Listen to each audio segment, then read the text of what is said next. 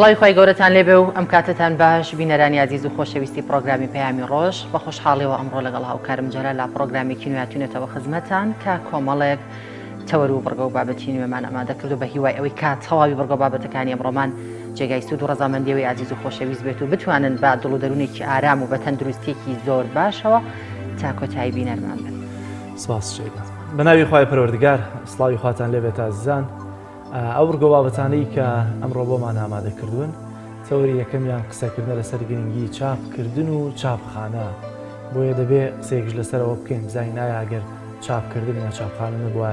ئێستا بە تایبەتی بە دۆکیۆمنتکردن چۆن دەبوو.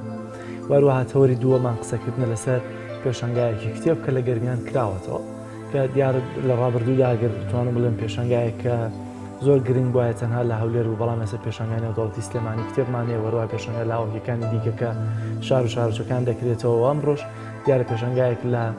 گەرمیان وجودی هەیە پێشەنگای کتێب قسە لەسەر ئەو پێشەنگایە دەکەین بزانین چۆنە و چیتیایە دەستەکەوێت بە تایبەتی بۆ ئەوانەی کە عاشقی کتێبن. وەڵە بەڕێزان لەگەڵم دوو تەوەرە سەرەکیەشدا کۆمەڵێک بڕگە و بابەتی دیکەمان دەبێت وەک هەمیشە سەرەتا دەچینە لای بەڕگەی پێشوە فەرموون با پێکەوە بینەربی.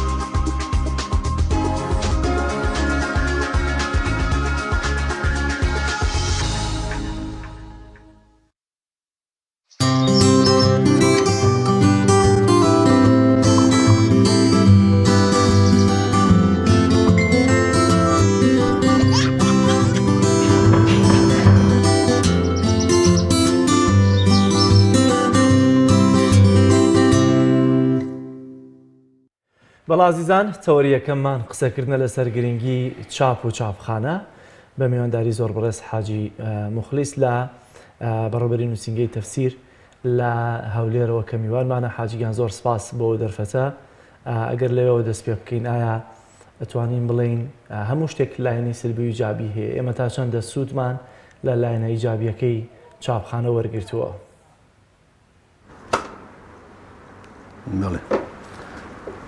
خۆی بڵێن چاپخانە و دەستگایەکانی چاپ و چاپەمەنی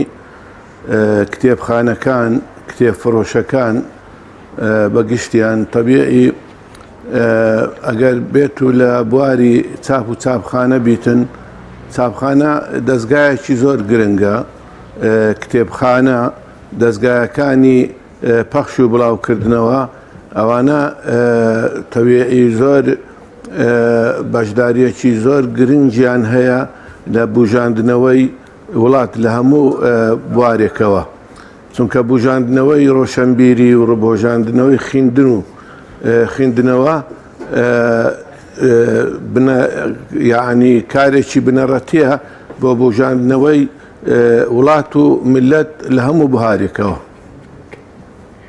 زۆر باشە مامۆستا، ڕۆڵی کتێب و ڕۆژنامە لەم سەردەمی تەکنۆلۆژیایەدا چییە؟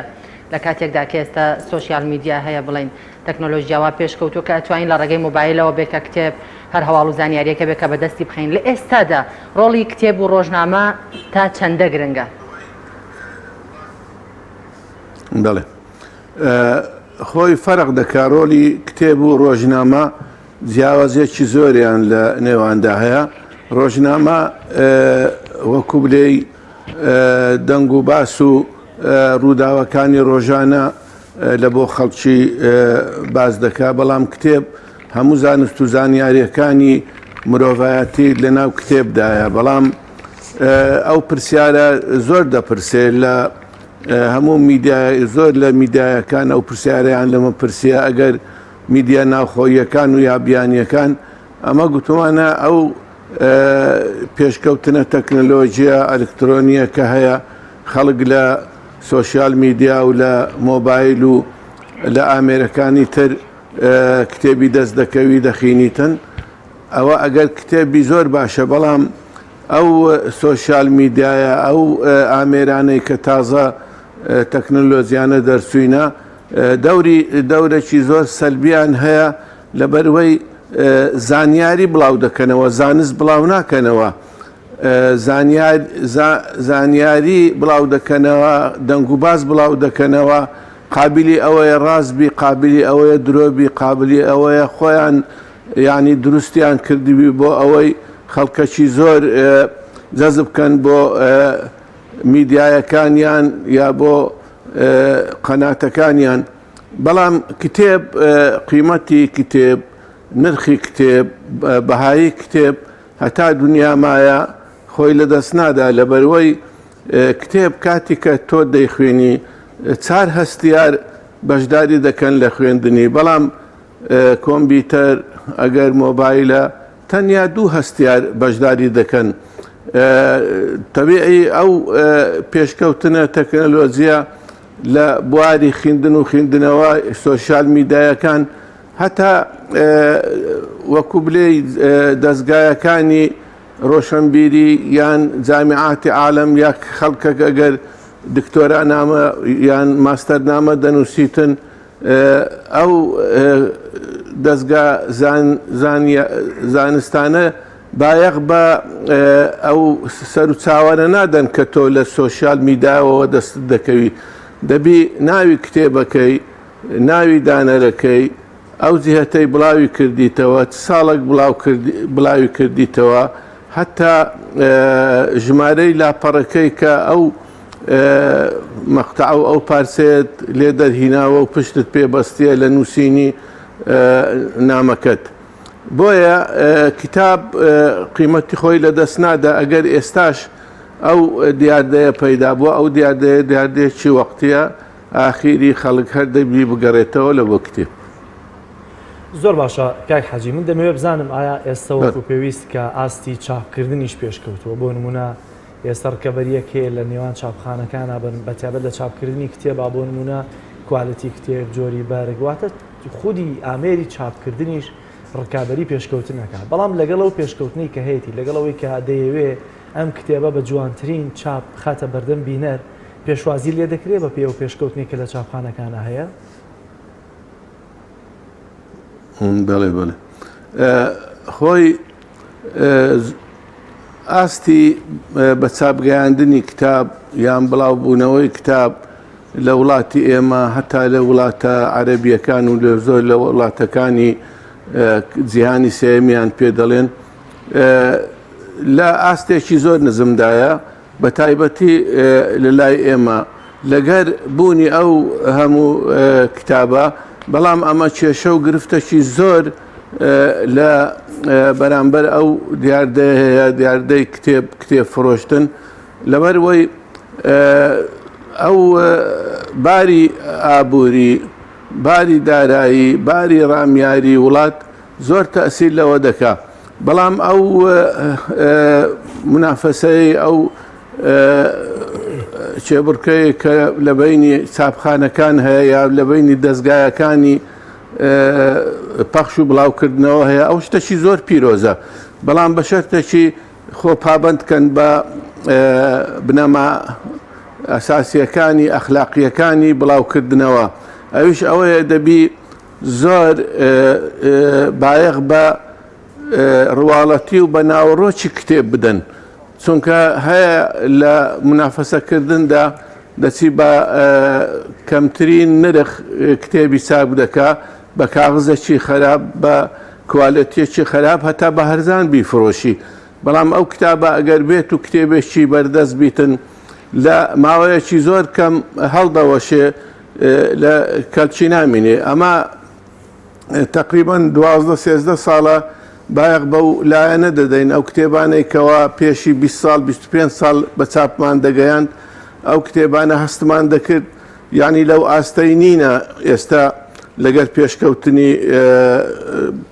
چاپ و چاپەمەنی لە هەموو دنیا هەوڵماندا لەوەی ئەمەش کتێبەکانمان لە هەردوو لایەن لەلایەنی ڕواڵەتی و ناوەڕۆکەوە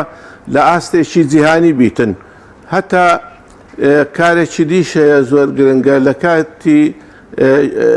ئەو منافەسەکردن لە بینی ئەو لە نێوان ئەو دەستگایانە دەچن یعنی بە خێرایی کتێبێک دەبینن زۆر ڕەواجی هەیە و خەڵک بە دوایدا دەگەڕێ یا دەستگایەک بە چاپی گەیاندیە دەچن پارەکی دەدەنە کابرایەکی وەرجێر ماوەکی لۆ دادەنێن ماوەکی کەم دەڵێن کاکە زوو ئەو کتێبەمان بۆ پەساب بگەینە ئەوەش حەق و پارەکەت. ئەو کتێبە کە بڵاو دەبتەوە وەرجێرانەکە ئەوەندە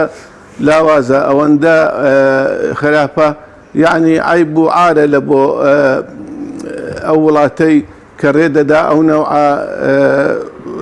بڵاو کراوانە ئەو نەوعە وەرجێرانە بکەویتە دەستی خوێندەوار چونکە بەڕاستی ئەو خوێندەواری چاواشە دەکا و وای لێ دەکا کە مەبەستی ئەو نووسەرە بە ڕێکوپێکی تێنەگا. بۆیە ئێمە نزیکەی ئەوە 15 ساڵە هەستمان بەو کەم و کوڕیەی کردێ هەندێک کتێب هەیە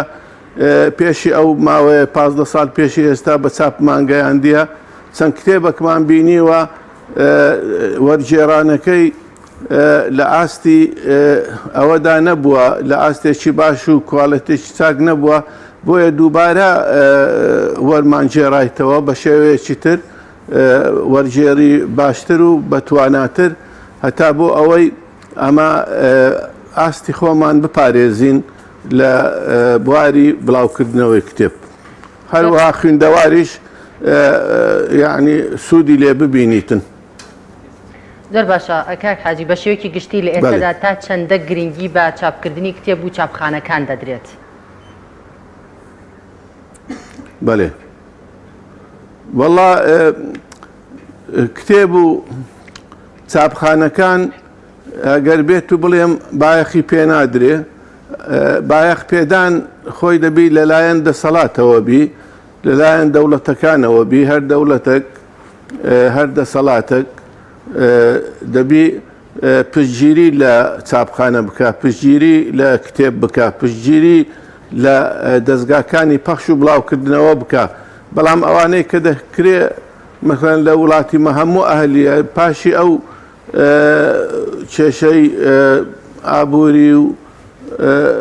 کە ڕوویدا لە وڵاتیمە کێشەی دارایی و ئابووری هەتا ئەو بڵاو کراوانەی ئەگەر ڕۆژنامەیە ئەگەر کتێبە لە هەموو بوارێکی هەموو تقریبان ڕاگیرە ئللا ژمارەیەکی کەم نەبیتن.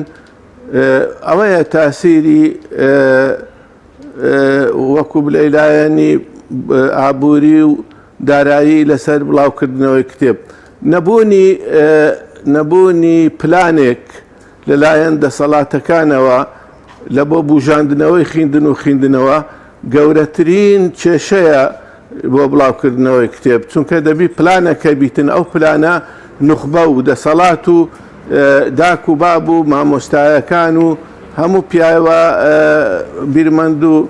زانایەکان بەشداری تێدا بکەن دەسەڵات پلانەشی داڕێژی بۆ بوژاندنەوەی خوێندنەوەی کتێب. بۆیە لە وڵاتیمە کاتی کە کێشەیەک ڕوودەدا کێشەیەکی ئەگەر ڕامیاری بی ئابووری بی دارایی بی مەسەلەن ئەگەر مانجێک ڕاتب نەدرێتن ئەمە لێرە هەست دەکەین کە وەزعمان زۆر شپرزە بووە تەبیعی تەسیر لە هەموو بازار دەکا بەڵام یەکەمین جار ڕچێفەکەی دەکەویتە سەر دەستگایەکانی بڵاوکردنەوە دەکەویتە سەر کتێبخانەکان چونکە ئەوە خەڵک خوێندنەوەی کتێب و کڕینی کتێب بە کەمالیاتی دەزانی بە شتێکی ئەساسی و پێویستی ڕۆژانە نییە بەلایەنەوە هەرواشە خۆی دەبی وەگەوەی کە بەڕێزی شت ئاماژەی هۆکارە سەرێکەکەی بۆەوە ناگەڕێنیتەوە کە لە ئێستادا خوێنەر کەم بووە وەگەوەی کە بەڕێزی شت ئاماژە بۆەوە دەکەیت کە خوێنەری کتێب کەم بووە کە وەکو کەمالیاتێک بەکاری ئەهێنێت. بەێ ئینجا باشە خۆ خوێندنەوەی کتاب کە کەم بوویتەوە هۆکارەکەی چییە؟ هۆکارەکەی ئەوەیە خەڵک بە شتی لاوە چیەوە خەریکن یان خەریکن بە کێشەکان و گیر و گرفتەکانی ڕۆژانەی ژیانیان ئەوە وای کردووە ئەگەر گەنجێک مامۆستایەک کارمەندێک کە خوێندەوارە ڕاتبەکەی معاشەکەی داهاتەکەی بەشی تەنیا پێویستیەکانی ڕۆژانەی دەکات ناتانی کتێب بکڕیت لەو حالەتە کتێبی دەکاتە کەمالیات دەڵێ من لە ماڵێ ڕوونم نییە برنجم نییە خواردم نییە منداڵم بێجلوبەرە یان داپێویستیەکانی قوتابخانەیان بۆ دابین دەکەم لەوە باشترە بچم کتێبەکی بکڕم ئەگەر ڕۆمانە ئەگەر فەلسەفەیە ئەگەر هەر زانستەکی تربی تەبیعی هەموو ئەو هۆکارانە کاریگەریەکی زۆر گرنگیان هەیە لەسەر ئاستی خوێندن و خوێندنەوە یانسوک خەڵک نییە خۆی هەموو وڵاتێک ئەو وڵاتە پێشکەوتوانە لە هەندە وڵات هەبوو لە جیهانی سێیەم بوون وەکو ئەندەنۆسیا و سەنغافورا و مالیزیا ئێستا وڵاتی ڕقەمێکن لە بەروەی پلانیان هەبووە بۆ بژاندنەوەی خوێندن و خوێندنەوە پلانێکی زۆر گەورە هەموو بیرمەند و پیاوی زانا و پیاوی عاقڵ و پیاوی شارەزا لەو بوارە بەشداریان کردەوە لە داڕێشتنی پلانێک بۆ ئەوەی خەڵکی هاندن هەر لە باخچەی منداڵان هەتا دەگاتە جامیعات و کولیاتەکان خەڵکیان بێدار کردووە لەوەی کە دەبی خوێندن هەبی داکوبا بەشداریان کردیە مامۆستایەکانی مینبەری مزگەوتان هەموو لایەنێک دەبی دەسەڵات هاندەدا دەسەڵات وەکو بلێی میزانیەک بودجەچیدا دەڕێژیتن لە بۆ ئەو کارە. زۆر باشە کاک حاجی بەرزبوونی نرخی چاپکردن لە چاپخانەکان وای کردووە ئێستا بەشێک لە خاوەن کتێبەکانیان نووسەرەکان کتێبەکانیان لە دەرەوەی وڵات لە ئێران یا لە تورکیا چاپی بکەن بۆ نمونە لە ئێران چاپیەکەن کولفەی کەمتریانەکەوێتە سەر یا بە جۆرێکی دیکە ڕەنگە گلەی بێتە سەرەوەی کە بەشێک لە کتێباینیەکان نرخیان گرانە ئایا ئەمە هۆکارەکەی چاپکردنەکەیە جۆری چاپە هۆکاری ئەمە بۆچی ئەگەڕێتەوە ئەوەشی کە لە دەرەوە بە ینی چاپیەکەن تا چەندە بووەتە هۆکاری شکاندنی بازاڕی ئێوە؟ بەڵێ وەڵا ئەمە وەکو بلەی دەستگایەکانی پەخش و بڵاوکردنەوە کتێبخانەکان ئەگەر بمانەوێت کتێبێکی چاپ بکەین دەپرسین لە دەستگایەکانی ناوە و لە دەستگایەکانی دەرەوە لە وڵاتەکانی دەوروبەرمان لەکوێ هەرزانبی لە چێ کوالیتیەکەی بەرزبی و هەرزانبی لەوێ چاپ دەکەین هەندە جار بایەق بە کوالەتی دەدەین بایەق بە ئەوەی نادەین کتێبەکە ئەگەر تۆزێک ئەگەر 110 فەرقی هەبیتن جیاوازی هەبیتن گرانتریش بی لە شوێنەکانی تر لە بەروەی کوالیتیەکە بەلامانەوە زۆر زۆر گرنگە زۆر مهمە خەڵکانەکەیە لە سەرەتادا گلەیان لەمە دەکرد دەیانگۆ کتابی ئێوە تۆزێک لە ئەوانی تر گرانترە دوایی بۆیان بەدیار کەوت ئەو کوالیتیەی ئەمە کتابی پێچاپ دەکەین دەگەڕێن ئەمە ئەوەمان نییە لە هەر وڵاتەکی بی وڵاتانی دەوروبەر بی دوور بی نێزیک بیتن لەکوێ بە کوالێتێکی باش بۆمان چاپ دەکەن بە نرخەکی مناسب بۆمان چاپ دەکەین لەوێ چاپی دەکەین. چاپخانەکانی ناو کوردستان بەڕاستی دەستخۆشیان لێ دەکەم کارێکی باشە بەڵام داوایان لێ دەکەم زۆر بایەق بەلایەنە هونەریەکە بکەن کارمەندی هونەری بینن ئەوانەی شارەزانە لە بواری چاپ و چاپکردنەوە هەتا ئەگەر لە دەرەوەش بیتن بۆ ئەوەی بتوانین کتێبی کوردی کتێبی کوردستانی بگەینە ئاستی کتێبی جیهانی. زۆر باشە کاک حەجی لەبارەی چاپخانە یا چاپکردن بەگشتی ئێمە توانیمانە لە ماوەی ئەم چەند ساڵی ڕابردوودا کە بە جۆر لە جۆرەکان ئازادی پێشکەوتنیە دەستخستنی چاپخانەکان بۆ ئێمە ئاسان بوو بێ توانیمانە ئەو زانیاری و زانستە گرنگەی کە هەیە وەکو پێویست بیخەنە ناو دووتێی کتێب و بە جۆر لە جۆرەکانەمە دۆکیۆمنتکردنیەتی توانیمانە سوود لەم دەرفەتە وەرگرین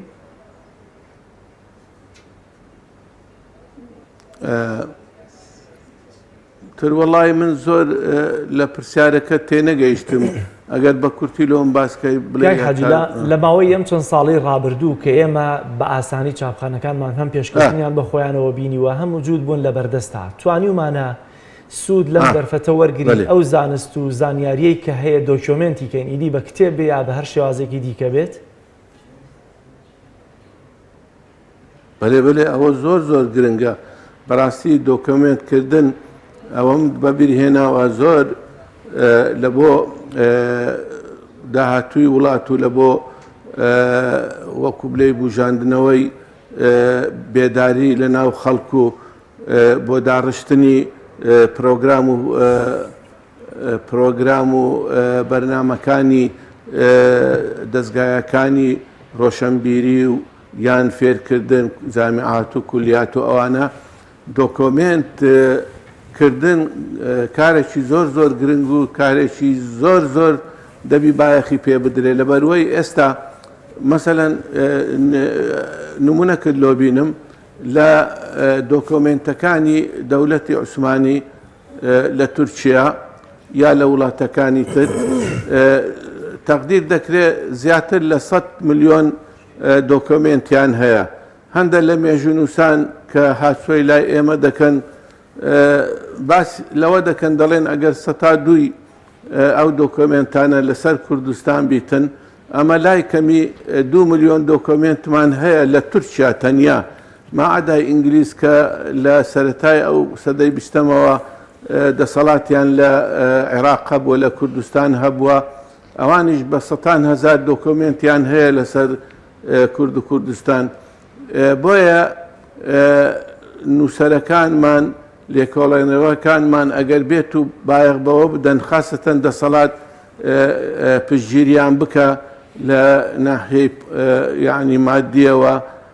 تێچووەکانی ئەو کارە بۆیان دابین بکە بچن بتوانن ئەو دیکۆمنتانە ئەگەر لە لای خۆمان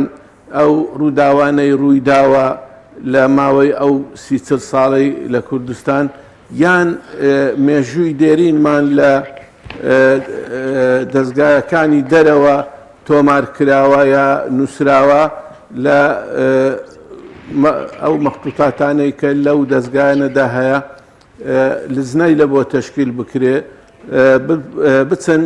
ئەو دۆکۆمنتانەی کەوا پەیوەندیان بە مێژووی مە هەیە بە وڵاتی مە هەیە بە ملەتی مە هەیە بینن وەریژێڕنەوە سەر عەرەبی سەر کوردی بۆ ئەوەی لێکۆڵێنەوەکان بتوانن سوودی لێ ببینن و عینی وەختیش کاتی پلانێکدا دەڕێژری ئەگەر پلانەکە ڕامیاری بی پلانەکە ڕۆشنبیری بیتن ئەو دۆکۆمنتانە زۆر گرنگن چونکە تو مێژووی ڕابردووت ئەگەر نەزانی ناتوانانی لە بۆ واقعی ئێستات شتێکی بەسوود داڕێژی بۆ ملەتەکەت زۆر باشە کاک حاجی پێشانگانی و دەوڵەتیەکان یا بەگشتیەوە پێشانگانی کە کرێنەوە کۆمەڵێت دەستگای چاپ و بڵاوکردنەوە کە تیا بەشدار دەبن ئەمە ئەتوانم بڵێم هیچ کاریگەریەکی هەیە لەسەر چاپکردنی کتێب لەسەر بڵاوکردنەوەکانتان لەسەر چاپخانەکان بەڵێ ئەیچۆن نییە ئەوە دیاردەی پێشانگا نێودەوڵەتیەکان کە لەسەر ئاستی عێراق و لەسەر ئاستی کوردستان دەکرێت ئەوە کاریگەریەکی زۆری هەیە لە زۆر لایەنەوە ئەوەن ئاستی خوێندنەوە بەرز دەکا خەڵکی بێدار دەکات لەوەی کە ئەو بڵاوکراوانەی لە جیهاندا بڵاو بوویتەوە ئەو بەرهەمە نوێیانە پێ ئاشنا دەبیتن عینی کاتیش ئەمە خەڵکی بێگانە ئەو دەستگایانە کە دێنە ئەو پێشانگە نێودەوڵەتیانە ئەگەر لە عێراق بی ئەگەر لە هەولێر و سلەیمانی و لە هەموو کوردستان بی ئەمە دەتوانین خەڵکی ئاشناکەین بەو بەرهەمانەی کە ئەمە هەمانە بەڵام ئەو پێشانگانە خۆت دەزانی لەو 2 ساڵی ئاخیری 2 ساڵ و نیوە نزیکەی 2 ساڵی نوە یەک پێشنگای نێودەوڵەتی لە هەولێر نەکرایە ئەوەش بوویتە مایەی ئەوەی ئەمە زیانێکی زۆر زۆر پێمان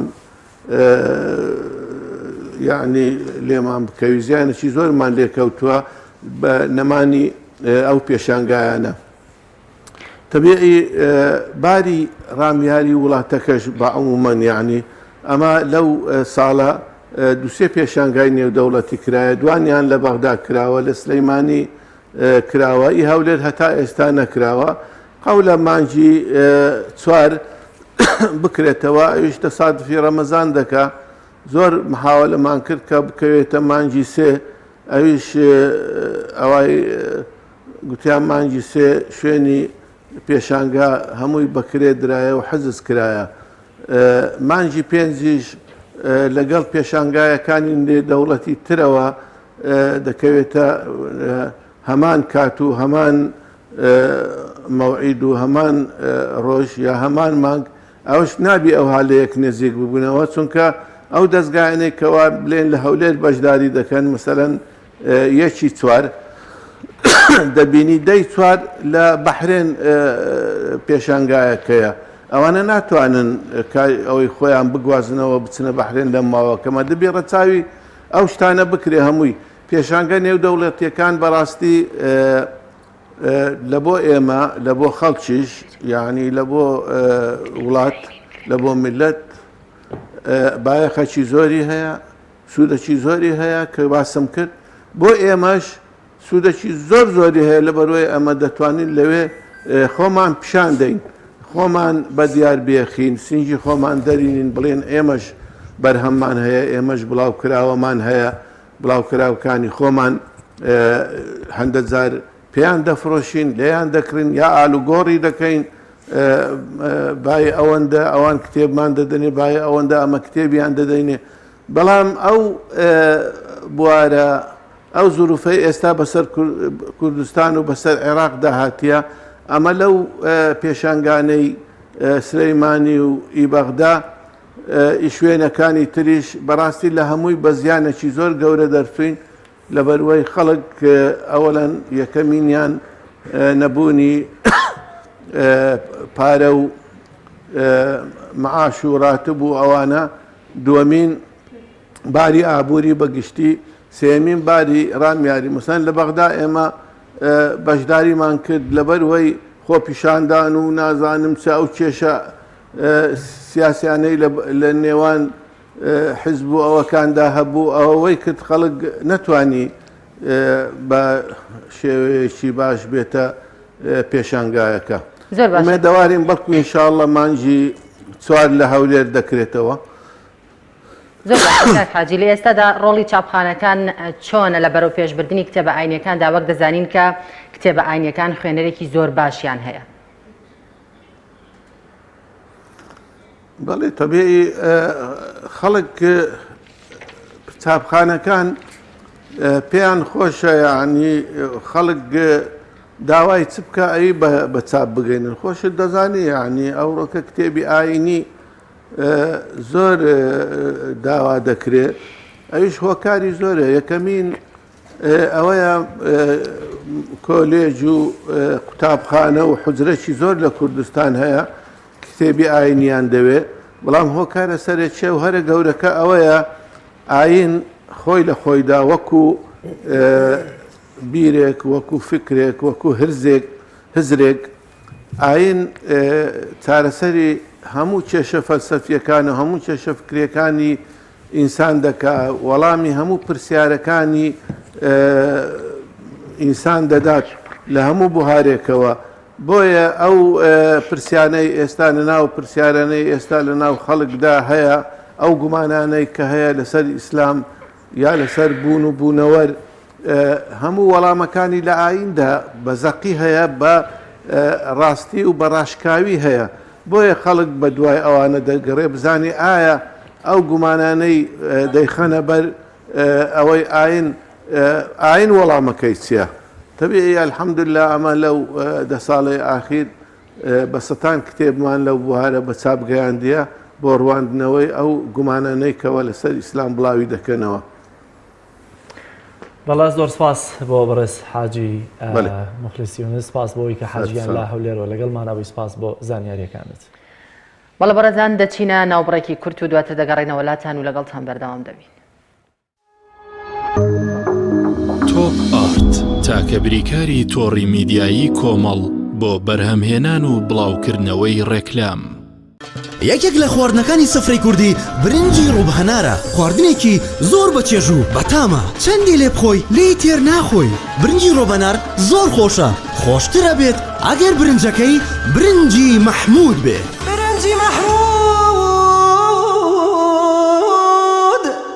کام شیر باشترینە بۆ کۆرپەکەم؟ شیری دایک باشترین و پارێزراوترین سەرچاوی خۆراکیە بۆ کۆرپەکەت، بەڵام لە هەندێک باردا دایکان ناتوانن شیری خۆیان بدەن بە منداڵەکانیان. بۆیە من پێشنیاری شیری کۆنفیلاک دەکەم وەکو تاکە جێگرەوەی شیری دایکان کە لەلایەن فۆنتێراوە بەرهەم دەهێنرێ کە شارەزایی زیاتر لە 50 ساڵیان هەیە لەو بوارەدا. ئایا کۆنفیلاک گونجاوە بۆ گەشەی کۆرپەکەم؟ بە دڵنیاییەوە کۆنفیلاک سەرجەم سەرچاوە گرنگەکانی خۆراکی تایە بۆ گەشەی سروشتی منداڵ و بەهێزبوونی ماسوولکە و چاو و ئێسک و گەشەکردنێکی ئاسایی مێشک. ئەتوانی نمونەیەکی تاقی بکەینەوە؟ بێگومان ئێوە دەتوانن نمونەی شیری کۆنفیلاک تاقی بکەنەوە و ئەنجامە سەرسوڕهێنەرەکانی ببینن. شیری کۆنفیلاک تاکە شیری جێگرەوە دوای شیری دایکان، دەوڵەمەندە بە ئۆمیگا 3، ئاسن، کۆلین و ڤیتامین و کانزاکان و سەرجەم سەرچاوە خۆراکی گرنگەکانی گەشەی کۆرپەلا. کۆنفیلاک یەکەم شیر دوای شیری دایک. کارگەی ئاوی سلێمانی تازەترین بەرهەمی خستە بازاڕەوە. کارگەی ئاوی سلێمانی بەهۆی کوالیتیە بەرزەکەی و ئاوە سازگەرەکەی یەکەمین کارگەیە لە عێراقدا کە بەرهەمەکانی لە ئەوروپا و ئیمارات بەردەستن. بۆنی کەمترین بڕی سۆدیۆم و نەبوونی نیترات لە ئاوی بەڕادی سلێمانی وای کردووە ببێتە خاوەنی 7 بڕوانەمی گیانی و نێودوڵەتی. ئاوی بەڕادی سلێمانی دڵنیایی زیاتر، تەندروستی باشتر. کارگەی ئاوی سلێمانی. تۆپ ئارت تاکە بریکاری تۆڕی میدیایی کۆمەڵ بۆ بەرهەمهێنان و بڵاوکردنەوەی ڕێکلام.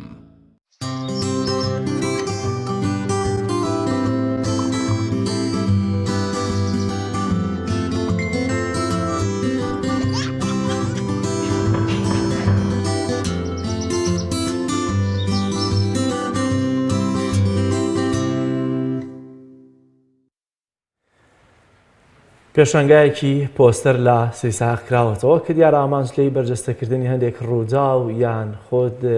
تۆمارکردنی هەندێک مێژووی تایبەتە لەسەر پۆستەرەکان. سۆهێب ڤیدیۆکی بۆ ئامادە کردوین بە تایبەتێکێک لەو حەدەسە گرنگانەی کە لەسەر ئەم پۆستەرانەدا نمایش کراوە.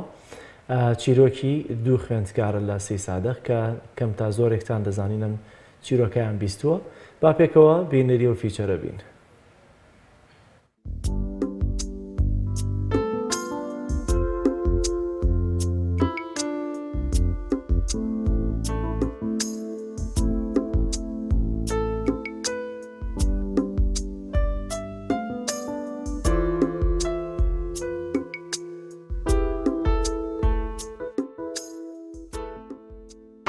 کۆشەی خێزانێکی ئەلفالکراو لە ڕێگەی هاتن بۆ قوتابخانە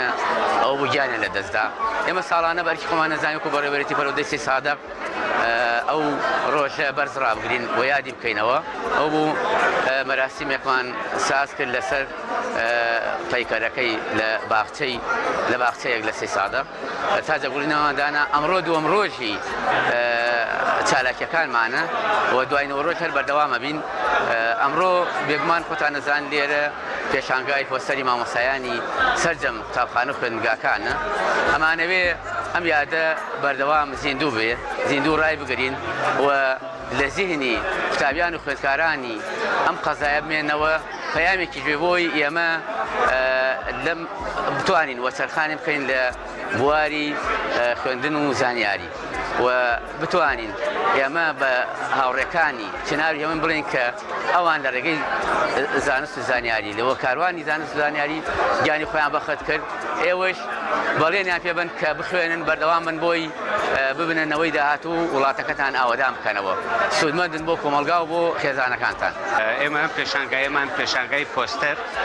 کە پێشانگای ساڵانەیە و ساڵانە پۆستەر قوتابخانەکان ئەکرێتەوە و ئەم پێشانگایە بەڕاستی لە بەپێی بڕیارێکی وەزارەتی پەروەردەیە لە سەرجەم ناوەندەکانی خوێندنە و بۆ سەرجەم بەڕێوەبەرایەتی پەروەردەکانە لە ناو شار دەرەوەی شار و ئێمەش وەکو پەروەردەی سێ سادق هەوڵماننا بەشداری بکەین و ئەم کارانە کاری مامۆستایانی هونەرە تقریبی ئەوەی کە ئێمە هەیە 23-24 قوتابخانە بە تایبەت بەشداریان کردووە ئێمە کێشەی گەورەمان نەبوونی مامۆستای هونەرەکە ئێمە سنووری پەروەردەکەمان 6 بۆ 7 قوتابخانە و باخچە و خوێندنگەیە بەڵام 23-24 مامۆستای سابتمان هەیە بە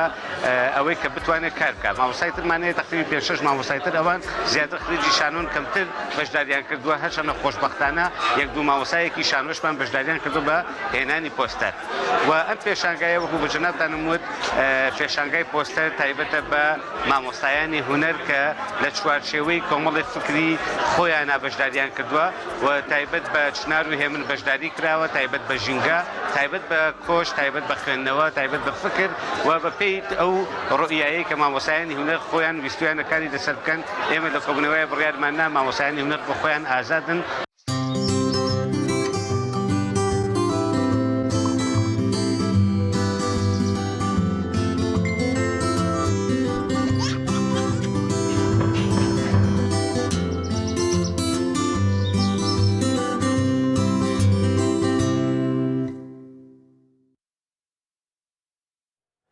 بەڵازان دیارە تەوەری دووەمان قسەکردنە لەسەر پێشانگایەکی کتێب کە لە هەولێر کراوەتەوە لە هەمان کات بڕیار وایە کە پاشکەمێکی تر کۆنگرەی ڕۆژنامەوانی سندیکای ڕۆژنامەنووسان لە سلێمانی ساز بکرێت کە ئاماری ساڵی 2021 لەسەر پێشێلکاریەکان بەرامبەر بە ڕۆژنامەنووسان بخرێتە ڕوو چاو کاتەی کە ڕامیان ئامادە بێشێدا چیمان هەیە دەچینە لای ڤیتیەک کە پێشانگایەکی شێوەکاریە هاوکارمان سامان فەتاح بۆی ئامادەکردوین فەرموون با پێکەوە بینەربی.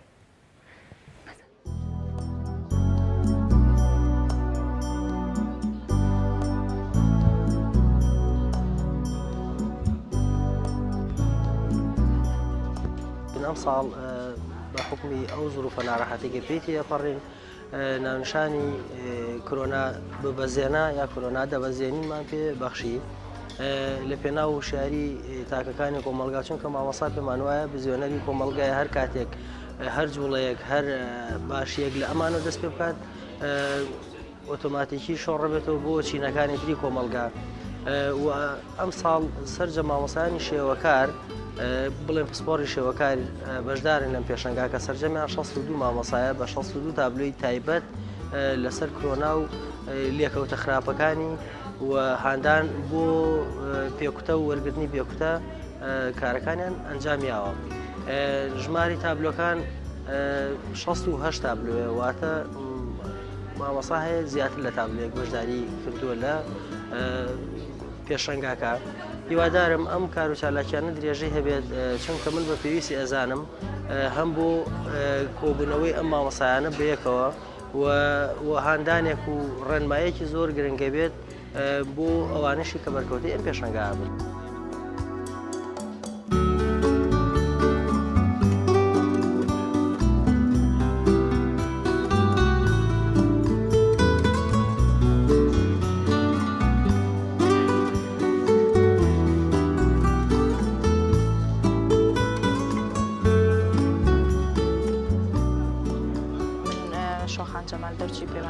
جوانەکانم ئەمڕۆ بەشداریم کردو لەم پێشانگایە کە تایبەتە بە کۆرۆنا نەخۆشی کۆرۆناکە هەمومان دەزانین لە پارساڵەوە هاتوودە ناو کوردستان و هەموو جیهان گیرۆدەی ئەم ڤایرۆسە بووە. ئەمڕۆ ئێمە بم پێشانگایە ئەوە دەردەخین کە هەمومان ئەبێ خۆ بپارێزین لەم نەخۆشیە و ماکس و هەموو ئەو ڤاکسینی کۆرۆنا بەکاربێنین کە دووربین لە نەخۆشی کۆرۆنا. کارەکەی من ئەمڕۆ ئەو بۆ شێوازە تعبیرم لە ڤایرۆسی کۆرۆنا کردووە کە بەدەستی خۆت ئەتوانی جیهان بە دووە قارابەریت. یەکەم ئەوەی کە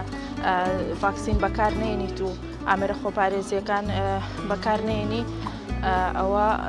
بە لایەنی وشکی و جیهان بە عقارێکی خراپابێت بەڵام ئەگەر ڤاکسینی کۆڕۆنات بەکارهێنا و لەگەڵ خۆپارێزیەکانە ئەوە ئەتوانی جیهان سەوز بکەیت و بەدەستی خۆ ڕزگاری بکەیت.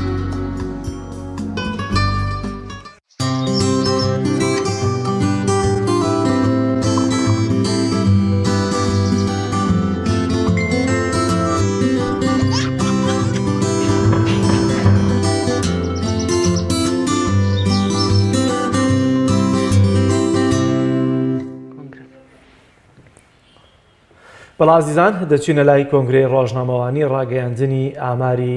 ساڵانەی پێشێلکاریەکان بەرامبەر بە ڕۆژنامەنووسان کە سندیکای ڕۆژنامەنووسانی سلێمانی سازی کردووە. ژمارە 27 و 28 ساڵی 2022 لیژنەی داپۆکی لە ئازادی ڕۆژنامەنووسان و مافی ڕۆژنامەنووسان لە سندیکای ڕۆژنامەنووسانی کوردستان.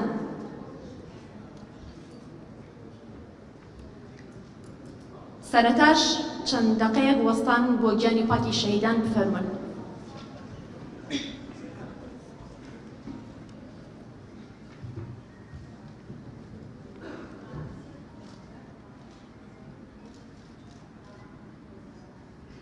بفەرمون. زۆر سپاس. وتەی دەستپێک و بەخێراتن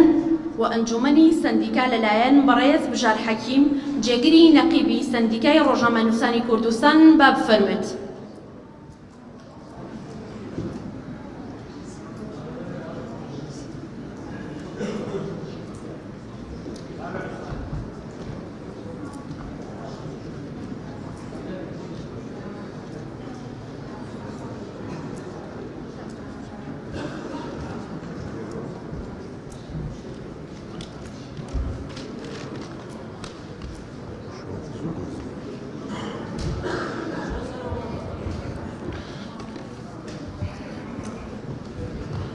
ئەم کاتتان باش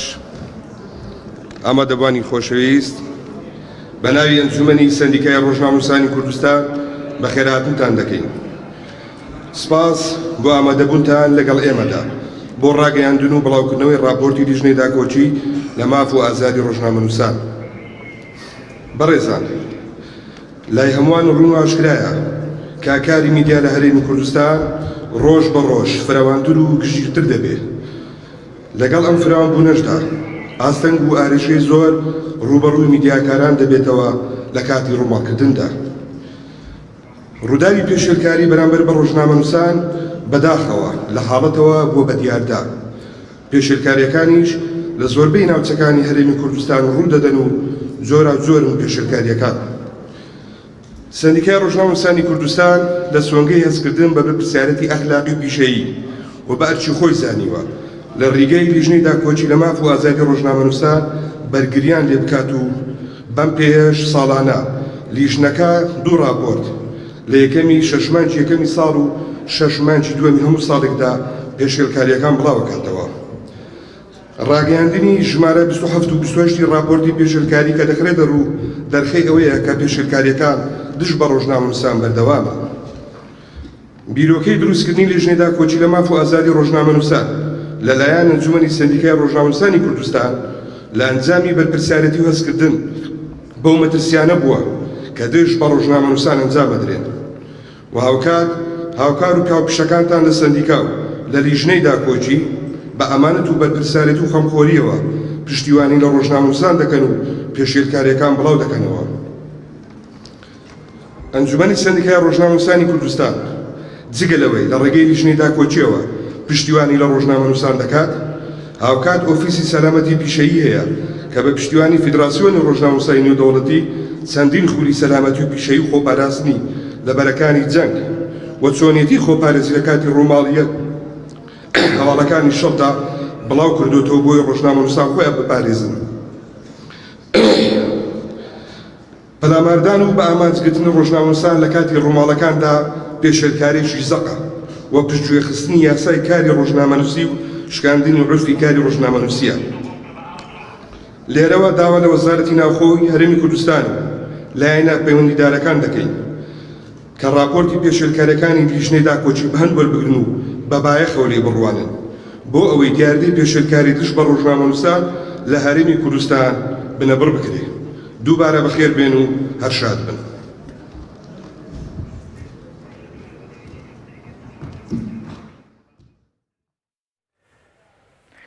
بەڵێ ئازیان دەچینە لای تەوەری دوێمی پرۆگرامەکەمان کە تایبەتە بەکردنەوەی پێشانگای کتێب لا کەلار گفتوگوی زیاتر لەسەرم تەوەرە دەکەین لەگەڵ میوانەکەمان کە بەڕێز جیهان محەممەد بەڕێوەبەری کتێبخانە گشتیەکانی گەرمیان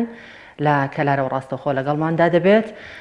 سڵاوی خی گەورەت لێبێ و ئەم کاتت باش مامۆستا پێمان بڵێ بزانین ئەم پێشانگایە چەند ڕۆژ دەخایێنێتوە چەند دەستگا و چەند دەستگای چاپ و بڵاوکردن و تێدا بەشدارن. بەڵێ سڵاو لە ئێوە لە بیسەران و لە بینەرانی تیڤەکەتان ئومێد دەکەم سەرکەوتوو بن و ڕۆژێکی خۆش و ئارامتان هەبێ. لە دەستپێکی ساڵی نوێدا ئێمە وامان پێ باش بوو کە ئەم ساڵە وا پێشوازی لێ بکەین کە پێشانگایەکی کتێب بکەینەوە. ئەو پێشانگای لە ڕاستیە بۆ یەکەم جارە لە سنووری ئیدارەی گەرمیان بەو ڕێژە زۆرە و بەو ناونیشانە زۆرانە لێرە بکرێتەوە کە پێمان باش بووکو مژدەیەک بدەین بە هاوڵاتیان کە کتێبەکان هەمووی چاپەنیەکانن با بڵین 2020 و 21 و ئەم ساڵیش ئەوانەی کە چاپکراون چاپەنیەکان بێنە ئێنە بۆ خوێندکاران و بۆ هاوڵاتیان و بۆ ئەدیبان و نووسەران. پێشانگاکە زیاتر لە 3500 ناونیشانی جۆر بە جۆری تێدایە لەوانە کە خۆشببختانە کۆمەڵێک کتێبی یاسایی لێرە هەن. یەک لەو کتێبانە پێم خۆشە ئیشارەی پێ بدەم ئەویش کتێبەکە بە ناوی جەرائم العنف الأسرة في تشريعات أقليم الكردستان کە ئەمە بۆ یەکەمین جارە لەم بابەتە کتێبێکی یاسایی دەرئەکرێ. ئەم کتێبە ناوەڕۆکەکەی باس لە ئەو چەمک و بابەتە یاسایانەکە کە پێویستە هەموو با بڵین بە تایبەتی ڕێکخراوەکانی ژنان و ئافرەتان و خوشکان ئەمە ئاشنا بن چونکە بابەتەکە پەیوەستە بە خێزانەوە بە تاکی کۆمەڵگەی ئێمە زیاتر بە مێینەکانەوە بۆیە ئەمە زۆر زەڕۆڕ بیزانین. لەگەڵ ئەوەشە ئێمە زیاتر لە 30 دەستگا لەم پێشانگایە بەشدارە. 6 دەستگای عەرەبیش ئەویش بەشدارە لێرە کە زۆر جار خوێنەران خوازیارن لەوەی کە چاپەکانیان ئەوانەی کە مەسر و لوبنانن دەستیان بکەوێ. زۆر باشە. نرخی کتێبەکانتان چۆنە؟ ئایا لە ئاستیەوەیە کە هاوڵاتیان بتوان بە شێوەیەکی باش بەشدار بکەن و بتوانن کتێبتان لێ بکڕن لەو پێشانگایە؟ بەڵێ خۆشبەختانە سەرپەرشتیارانی ئەم پێشانگایە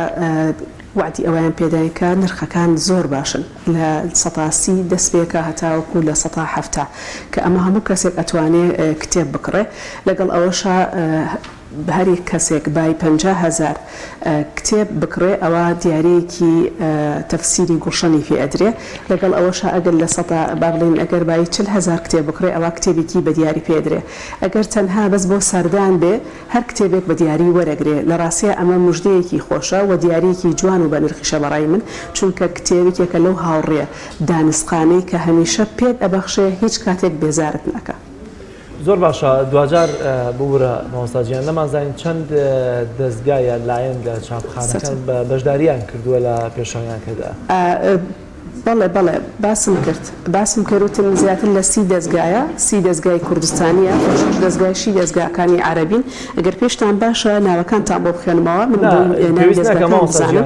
هەرێک لە دەستگاکانی بەشداریکردنی ئەمسی لایەنە یامەمسی دەستگای چاپ و بڵاوکردنەوەیە چۆنە؟ چونکە بۆ نمونە ئەگەر عەرەبی تیابێ یا خۆت ناوخۆیەکان بن کەم نین ئەم کەمبوونەشی هۆکارەکەی بۆ خۆی خۆتان دەگەڕێتەوە جێگۆمەکانە یا بەشداری نەکردنیانەوە مەرجەکانی بەشداریکردنیان چۆنە؟ نانا بەڕێستان تا ئەو شوێنێکە ئاگدارن هەر دەستگایەک بۆ خۆی ئەو کتێبانەی خۆی لێرە باڵی نمایشەکە ئەوانەی کە هەن ئەوانەی کە ڕەواجیان هەیە و ئەوانەی لەسەر خواست و تەڵەبی خوێنەرانن چونکە ئێمە ئەوانەی کە دێن ئەیانەوێ پێشەنگەمە لەگەڵا بکەنەوە یان لە ناوچەی گەرمیانە لە ڕاستیە ئێمە کۆمەڵێ مەرجمان هەیە یەک لەوانە کە کتێبە کۆنەکان نەبن و ئەو کتێبانە نەبن ڕاستی هەندێک جار لەگەڵ ڕێزما هەندێک نووسەر هەیە تەنها وەرەقە ڕەش ئەکاتەوە ناوشی ناوە یان کتێبێک یان گۆڤار یان ڕۆمان یان هەر بابەتێکە زۆر جار تاک ئەوەندە ئیسفادەی لێ ناکە. بەڵام ئەمانە ئەو کتێبانن کە لەسەر داواکاری ئێمە وەکو بەڕێوەبەراتی کتێبخانە گشتیەکانی گەرمیان کە ویستومانە باشترینەکان بهێنە گەرمیان و من لێرەشەوە ئەوانەی کە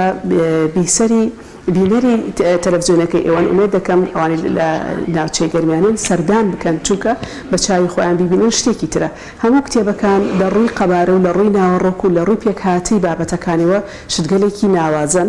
بۆیە پێم خۆشە ئەوە بکرێ و ئەوانش کە بەشداریان کردووە سی دەستگای باڵین کوردستانین و شەشی ئەوانەی عەرەبین شتێکی زۆر باشن و ئەو بابەتانش من کە باسم کرد ئەڵێم 3500 ناونیشانە ئەلبەتە لە بابەتی ڕۆمانە چیرۆکە یاساییە جوگرافیە مێژوویە تەواوی ئەو بابەتانی کە پەیوەستە بە تاکی ئێمەوە کە ڕۆژانە هەڵسوکەوتی پێ بکەین و پێویستمانە تایەتی. زۆر باشە خاتون لە ئێستادا ڕێژەی بەشداریکردنی هاوڵاتیان چۆنە بۆ ئەم پێشانگایەوە ئایا ئێوە خۆتان هیچ کاراسانیەکتان کردو بۆ سەرجەم شار و شارۆچکەکان کە بتوان سەردانی ئەو پێشانگایە بکەن؟ سەردانیکردنی ئەم پێشانگایە و ئەوانەی کە بخۆیان ئەهلی کتێبن چونکە ئەم پێشانگا کە کراوەتەوە لە یەکشەمەوە کراوەتەوە تاوەکو سێشەمیش بەردەوامە ماوەی 10 ڕۆژە هەر کەسێک کە ئەهلی کتێب بێ بۆ خۆی لەو ماوەی ئەو 10 ڕۆژە ئەتوانێت سەردانی خۆی بکە و ئەو کتێبانی کە دڵخوازی خۆیەتی هەڵی بژێرێ و بیکڕێ لەگەڵ ئەوەشە ئەو کتێبێشی کە ئەوێ وەکو دڵخوازی خۆی بەکو دیاری وەربگرێ ئەمە ئەکەوێتەوە سەرتاک بەڵام خۆشبەختانە ئەم چەند ڕۆژی کە کراوەتەوە خەڵگەلێکی زۆر سەردانیان کردووە بە کتێبگەلێکی زۆریش فرۆشراوە خۆشبەختانە ئەوەی کە ئەمێنێتەوە بۆ شار و شارۆچکەکان ئەکەوێتە سەر ئەو دەستگایانەی ئایا قابلێتی ئەویان هەیە بڕۆن بۆ نمونە لە شاری کفری یان دووز یان دەربەنی خان بیکەنەوە چونکە سنتەری گەرمیان کەلارە ئێمە ئێستا ئەم پێشانگایە لە کەلارە ئەوەی تریش ئەمێنێتەوە ئەکەوێتەوە سەر ئەو دەستگایانەی ئایا قابلێتی ئەویان هەیە بچنە شارەکانی تر یاننا زۆر باشە کەلار هەوڵی خۆمانمانداوە کتێباینیەکان لە پێشنگانیە دەوڵەتەکانی سلێمانی و هەولێر ئامارەکان ئەوەی پێوتین کە کتێباینیەکان خوێنەری یەکەمیان هەیە لە هەرێمی کوردستاندا ئێوە تا چەندە بایەختان بە کتێباینیەکان داوە کە وجودیان هەبێت لە پێشانەکەتاندا بەڕستان بۆ خۆتان ئاگدارن ئەو کتێبانی کە دێنە پێشانگاکە لە ڕاستیە ئەبێ هەمە چەشن و هەمە ڕەنگ و فرەڕنگ بن چونکە شەرتنی هەموو کەسێک تەنها ئەو کتێبانە کە بەڕستان ئاماژەتان پێکرد وەری بگرنیان خواستیان لەسەر بێ ئەوەندەی ئێستا ئێمە بیرمان دەچێ زیاتر ئەوانەی کە خوێندکاری زانکۆ پەیمانگاکان و ئەوانەی کە مامۆستایان داوای ڕاپۆرتیان لێکە و چالاکی ڕۆژانەیان لێکە لە خوێندگاکانی دوانەوەندیە ئەوانە زیاتر بە ئەو بابەتانن کە پەیوەستن بە وانەی خوێندنەوە ئەوەی تریشی ئەمێنەیە ئەو خەڵکانن بۆ نمونە خەڵکانێکن کە بەتەمەنن بۆ خۆیان ئێستا هەندێکیان هەیە ئەوانەی کە خانەنشینن جارێکی تر ئەچن ئەو کتێباناکردنەوە ئەوە لای تاککەوتەوە بەڵام ئەوەی ئەبینێرێ ڕاستی زۆرترین بابەتە هەمە جۆرەکانن خەڵک حەزی لێکاوە ئەیکڕێ ئەوەی کە ئەمێنێتەوە ئەو کتێبش کە هەر باسیت کرد کە دیارەکەی ئەم پێشانگایە تەفسیری گوڵشەنە ئەویش خەڵکێکی زۆر بەری کەوتووە. زۆر باشە خاتو گیان تا چەند هاوکاری خوێندکاران و قوتابیان دەکەن لەوانەیە گەر خوێندکارێکە بێکە پێویستی بە کتێبێک بێت بەڵام توانایەکی مادی وانە بێت ئێوە تا چەند هاوکاری قوتابیان و خوێندکاران دەکەن هەر لە دابینکردنی هۆیەکانی گواستنەوە بۆی کە سەردانی پێشانگاکە بکات و لە دابینکردنی کتێب بۆیان تا چەند هاوکاریان دەبن؟ لەوانەیە ئێوە بە وتەکان تاوا دیارە مەسەلە ناوچەی گرمیان یان با بڵێ شاری کەلارتان بەرچاو نەکەوت بێت چونکە سەرنتەرە و هەموو ڕێگەکان دێنەوە بۆ ئێرە بۆ بەڕێبەرایەتی کتێبخانەی گشتی کەلار چونکە هەموو ڕێگەکەی لەسەرەوە شتێکی زۆر ئەوەندە قورس و گران نییە و باسی ئێوەشم کرد کە کتێبێک هەیە بە دیاری ئەڵبەتە هەر خوێندکارانی کە دێن بێگومان دیاری خۆیان وەرەگرن و هاوکاریشیان بوون لە سەداسەد چونکە ئەوانەی کە ئێمە داوامان کردووە لە ئەم دەستگا بەڕێزانە کە هاوکاری خوێندکاران بن و هاوکاری کۆمەڵە خەڵکێکیش بن شەرت نییە خوێندکار بێ بەڵام خەڵکێکە حەزی لە کتێبێکە من بۆ خۆم وەکو خۆم لەسەر گیرفانی خۆم چەندین دیاریم کڕیوە بە دەستگاکەم وتووە تۆ پارەی لێوەرمەگرێ بەڵام من خۆم ئەمانەیە وەکو دیاری ئایان دەنێ چکە ئەوان پێیان خۆشە لە ڕاستیا دەست و دیاری هەمیشە هەر شتێکی بە نرخە و جوانە و لە ڕووی دەرونیشەوە بۆ تاکەکان ئارام بەخشە لە ڕاستیە من بۆ خۆ ئەمەم کردووە و دەستگاکەش وەک ئاماژەم پێکرد دیاری خۆی هەیە. زۆر باشە هیچ ئامار و داتایەکەیە لە یەکشەمەوە تا ئێستا بزانین چەند کەس سەردانی کردووە؟ ئەمانەیە ئەو داتا و ئامارە بۆ پێنجشەمە ڕابگەێنین چونکە هەمومان کۆنەکردەوە کۆیەکەینەوە لە پێنجشەمە شتێک ئەڵێن دوجاری ئینشاءالله بۆ ئەو ڕۆژانی داهاتووش کە جارێکی تر لە جمعە و شەمە و یەکشەمە و دووشەم تا سێشەم بەردەوامە ئەویش ئینشاءالله داتایەکی تر زۆر باشە مۆسا دەمەوێت بزانم بەکردنەوەی ئەم پێشەنگایەوە توانی وتانە بە جۆر لە جۆرەکان دڵتان خۆش بێ بەکارەکەتان کە بڵێن ڕێکۆدی کردنەوەی پێشانگەکانی پێشومان شکاندووە یال ئەوەی کە لە ڕابردوودا کردومانە ئەم جارە لە هەمویان فراوانتر و گەورەتر بۆ لە گەرمیان بەڵێ لێت ناشارمەوە عادەتەن ئێستامە بۆ هاوڕێک بێژەرەکەشت کە ڕەگەزی مێنە مای دڵخۆشیە عادەتەن ئەو ژنانەی یان ئەو ئافرەتانی لە هەر دەستگایەکە بن بیری فراوانتریان هەیە و پلانی جوانتر و تۆکمەتریان هەیە ئەلبەتە من لە پێشە من ئێستش ئەم جۆرە پێشانگایە کە ئێستا هەیە برەک کلاسیکە پێم خۆشە بۆ ڕۆژی جیهانی کتێب کە ئێمە وەکو بەڕێوەبەرایەتی کتێبخانە گشتیەکانی گەرمیان لەوەتی بەندە لەوێم بۆ ماوەی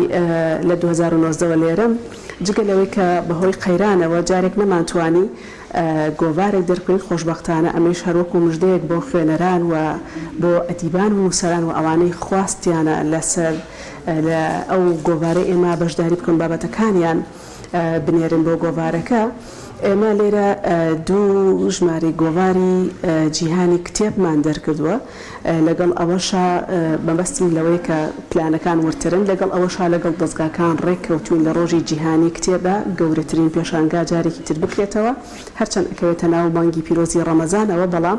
لەگەڵ ئەوەشا هەوڵە دەین کارێکی وا بکەین ئیشەکان زیاتر شەو بێ بۆ خاتری ئەوەی خەڵک کە بە ڕۆژووە لە ڕۆژات بڕێک ماندووە بەڵام لە شەوا بتوانێت سەردانی خۆی بکەوە ئەو کتێبانی کە ئارەزوویەتی و ئەو کتێبانی کە پێی خۆشە بیکڕێ ئەمە یەکێکە لە ئەو پلانانەی کە بۆ یەکەم جارە لە کەناڵەکە ئێوەشەوە باسی ئەەکەین ئەمە لەگەڵ سەرپەرشتیارانی ئەم دەستگایە ئەو قسانەمان کردووە کە بتوانین ئینشاءالله کارێکی لەو شێوە بکەین ئومێد دەکەم جێ ڕەزامەندی خەڵکیش بێەوە ئەم پێشانگایش بێگومان پێشانگاکانی ترمان بەم شێوازە نەبووە بەم جۆرە نەبووە بەم ڕێژە زۆرەی کتێبوو بەم هەمە چەشنەیە نەبووە ئەم هەمە چەشنەی ئەمجارە جێی دڵخۆشی هەم ئێمە و هەم خوێنەرانیشی بوو لە ناوچەکە زۆر باشە مامۆستا گیان بۆ پلانتان بۆ داهاتوو بۆ نمونەوەی کە بینیمان لە سلێمانی توانرا چەندەمال کۆمپانیا سەرپەرشتی دەکات پێشانگایەکی نێودوڵەتی بکرێتەوە بۆ منە بازاڕەکانی تریش پێشانەکانی تریش کە دەکرا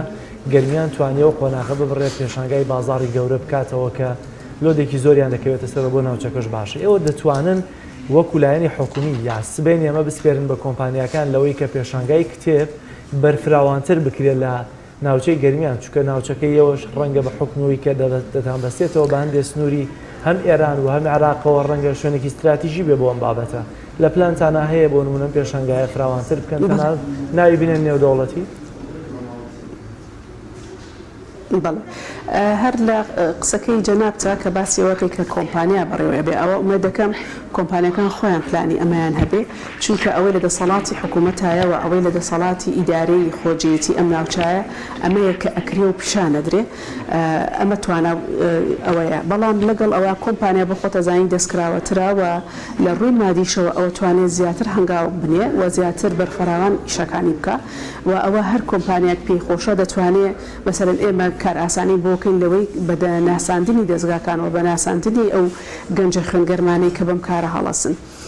ئەگەر ناوەکو کتێبخانە تەنها ئەوەی کە باسی ئەوم کە پلانێکی ئامان هەیە لە 23 چواری ئەم ساڵە ئەگە خوایان بێ تەمەن باقی بێ و هیچ گرفتێک نیەتە پێش وێ دەکەین ئەو ئیشە بکەین بەڵام ئەوی تر کە بمێنێ من پێم خۆشە بابەتێکی نێودەوڵەتی بوون بۆنە مەسەلەن ئێمە وەکو جەناب ئاماژە پێکرد ئێمە لەگەڵ سنووری ئێرانە ئێمە حاو حدودین و لەگەڵ ئەوەشە کە بۆ خواری و عێراق بە هەمان شێوە و سنتریشین بۆ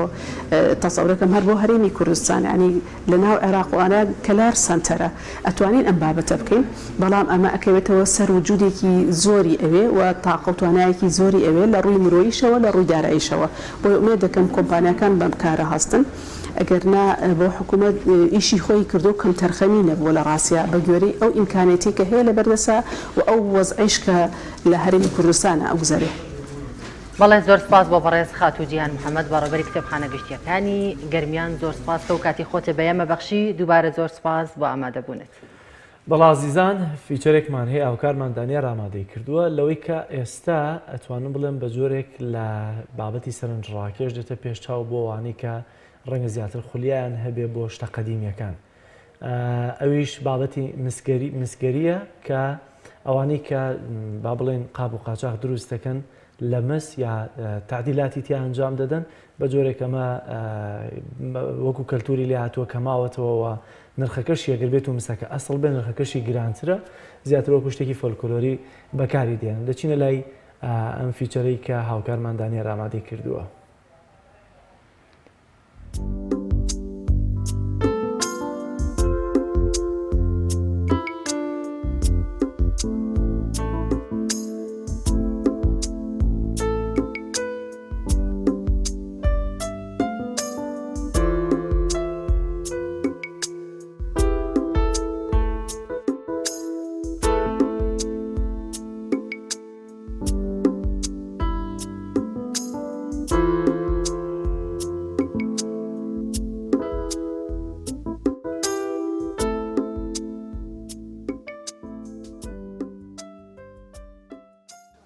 بەنسبەت ئەم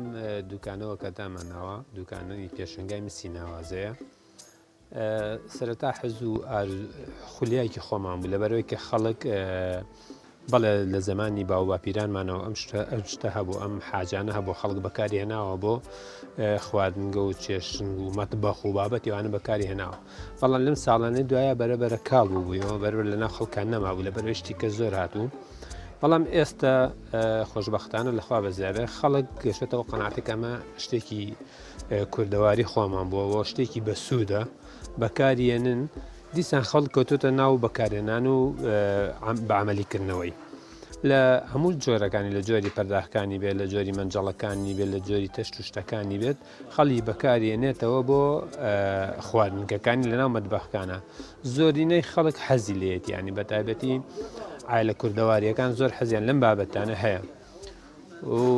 بۆشیان سەلبێنراوە کە ئەم بابەتە شتێکی بەسوودە لە ڕووی سیحەیەوە شتێکی زۆر باشە و جارانیش کێشەی خەڵک مەسەلا ئەرکمانبوونی زیاتی پێوە کێشە ئەیبر بۆ لای مزگەر لە لای مزگەر پاکێکردەوە ساڵانە بەڵام ئێستا وەسایل زۆر بۆ پاکردنەوە ئێستا جۆری شت زۆرە بۆ پاکردنەوە بۆ خزمەتکردنی بابەتەکان لەبەرەوەی تۆزە خەڵک ئێستا بەلای ئاسانترە و خۆ شتێکی جوانیشە بەلای خەڵکەوە.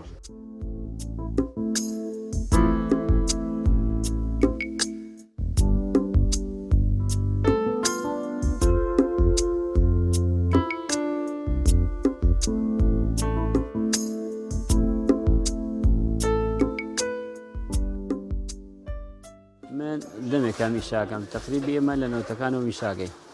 لە نەوتەکانەوە دەستم کردەوە میشەکاتی خۆی کە حربی عێراق و ئێران هەبوو تا حربێکی گەورە بوو 8 ساڵی خەیان دوایەوە کە حربی عێراق و ئێران هەبوو مخەلەفاتی بەجێمە ئەو مخەلەفاتەی کە دو عەرەب بەجێمێنێتەوە ئێتر زەرد و مسێک و مەسەن و قاب و قاچاق و ئەنوا ئەشکال لەو جنوبەوە هات بۆ کوردستانە من دەستم کرد بە دوکاندانان کە دوکانم دانا ئەم سەرکەم هەندێک شتی فۆکلۆر و تۆحفیات و شتی کلتوری ئەم وڵاتە جوانی تایە هاتم لە دوکان تاقم بۆ دروستکردن هەموو جیاکردن ئەمە دەستکەوان بە جیامسە تاقێکەوە مەسەلەن ئەمە دەشۆرە ئەمە منجەڵی مسامە قام و قاچاقەتی ئەمە کەوجیرەکەیەتی ئەمە منجەڵەکەیەتی ئەمە دەشۆرەکەیەتی ئەمە ئیتر ئەنوا ئەشکال قاب و قاچەکە لە ماڵەوە کاتی خۆی باوەپیران بکارێنە هاتمانم جیاکردەوە وردەورد خەڵکە هاو بەلا خۆم کەم شارەزایم هەبوو لە ئەمانە بەڵام حەزم لێ حەزێک و حەزم لە شتی فۆکلۆری و شتی میلەتەکەی خۆم حەزم لێوەمانە کە جیامە کردەوە مشتری خۆی بووە ها مثلا ئەو مشتریانی کە حەزیان لێدی تەمەن گەنج زۆر حەزی لەم ئیشە نییە ئەوانی کە لە ژیانە تەجروبەیان بینیوە مەسەن لە دنیاکە تێگەشتن ئەزانن میلەت چییە کولتور چییە ئەمانە چییە گەنجێکێتە سەر دنیاوە زۆر ئاگای لەم شتانە نییە بێ ئاگای لەم شتانە ئێتە ئەوانی کە بابەت هاتم بۆ دوکان وردەوردە شتەکانیان لێ کردم ئەی ماشەڵڵا هەموو دەستکەوانە جوانە تەمە دەستکەوان شتێکی کۆنە خەڵک حەزی لێکە شتی کۆن بەکاربێنن.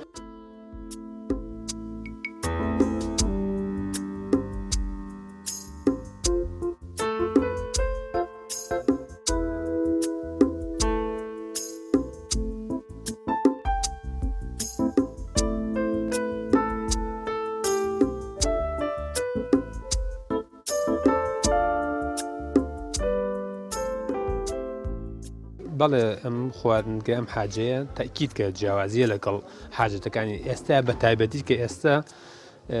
جۆری زۆر هەیە کوالیتی هەر باش نییە بەڵام ئەم شتانە لە ڕووی سیحەش لە ڕووی تەندروستی سامێنراوە و لە مادەی ئاسنیتیایە مادەی ئاسن کالێک کا لەگەڵ ئەم خواردنانە لەگە خوانەکە زەرێ نییە بۆ جسمی ئینسان بەڵکو بە سوودیشە وە یەکێ لەو سیفەتانەشی کە ئەمە هەیەی زوو پێئگات و درەنگی ستار دەبێتەوە کالێکیشکا لەگە خواردنەکانە زەرمەند نییە بەڵام بەعکسەوە لەگەڵ حاجەتەکانی تررا لەگەڵ مەسەلە بۆ نمونە نەڵێم کە جۆری فافۆن بشکێنین بەڵام لەگەڵ فافۆن هەیە لەگەڵ تیڤالێکی ئێستا کە لە بازارە هەیە جۆرێکی زۆر ناکوالیتێکی نزمی هەیە لەگەڵ ئەوانە کە خواردنەکان کالێکە زەرری هەیە بەڵام ئەمە زەرری نییە بەڵکو بە سوودیشە مەسەسە من نەخۆش هاتۆتە ئێرە کە دکتۆر ناردویتی بۆ لای من ئەڵێ بڕۆ پەرداخی مز بەکاربێنە بۆ ئاو خواردنەوە ئەوانەی کە نەقسی ڤیتامین ئاسنیانێ بەتایبەتی لەبەر ئەوەی کە مس کالێکی ئاسنیتیایە مادەیەکی ئاسنیتایە کالێکە لەگە خواردنەکە ئیسفادە هەیە بۆ جسمی ئینسانەکە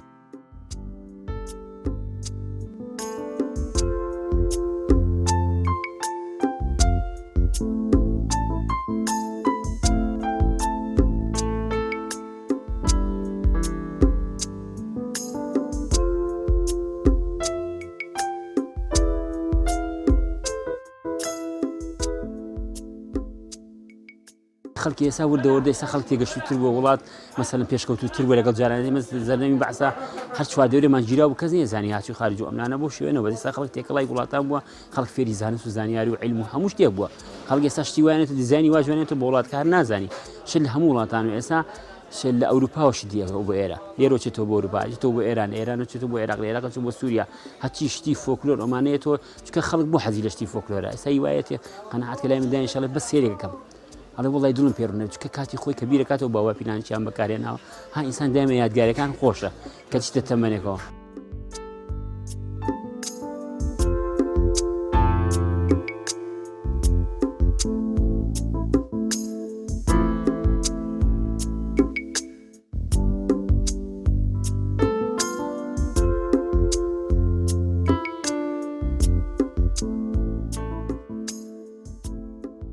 جاران خەڵک کە بەکاری هێنا ساڵانە پاکردنەوە ویست ئەم عادەتی وایە ینی خزمەتی ئەوێت خزمەتی ئەوێ و ئەبێت دەست پێوە بۆ حاجەتەکانی ترنی مەسەلا خواردنی تیا هەڵگریت بیبێ لە 2 ڕۆژ 3 ڕۆژ لە سەلاجا مێنێتە لەبەر خواردنەکە و حاجەتە کالەیەکە بێ بە سەبەبی خراپبوونی حاجەتەکە بەڵام ئەگەر ئەو کەسە و حاجەیەکە بەکارێنێ لە عینی کاتە بەتاڵی کاتەوە و عینی کاتە کاتە شۆردی سەرنەخۆن داینێتەوە بۆی وشی بێتەوە هیچ زەرری نابێت و تەمەنشی زۆر درێژە بێت و ئێستاش وەکو جاران ڕاستە فەرمی جاران کە خەڵک ئامبر بۆ لای مزگەر ئێستا دەرمانی پاکەرەوە زۆر بووە وەسایلی پاکردنەوە زۆر بۆ بابەتی مس تێگەی ئێستا خەڵک لە ماڵی خۆی ئەتوانێت بە جۆرەها دەرمان هەیە بۆ پاکردنەوە ئێمە خۆمان لە لامانە لە جۆری کلێنسمان لەلایە لە جۆری شامپۆیەکمان لەلایە جۆری مەڵامێکمان لەلایە اینجا بە ئاولیمە پاکە بێتەوە بە کەچە پاکە بێتەوە بە ترش پاکە بێتەوە بەو شتانە هەمووی خزمەتی ئەکرێت.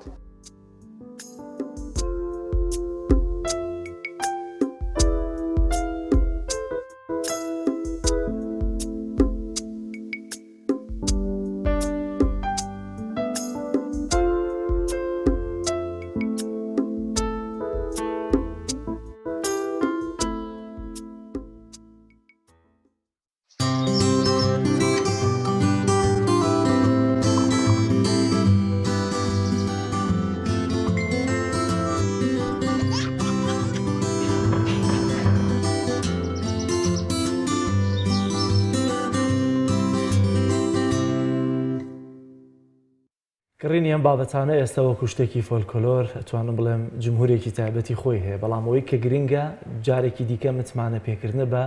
فرۆشیارەکە لەبەرەوەی کە زۆر جار ڕووپۆشێکی مسڕەنگی بەسەردا دەدەن وەکو پارچەیەکی ئەسلی مسی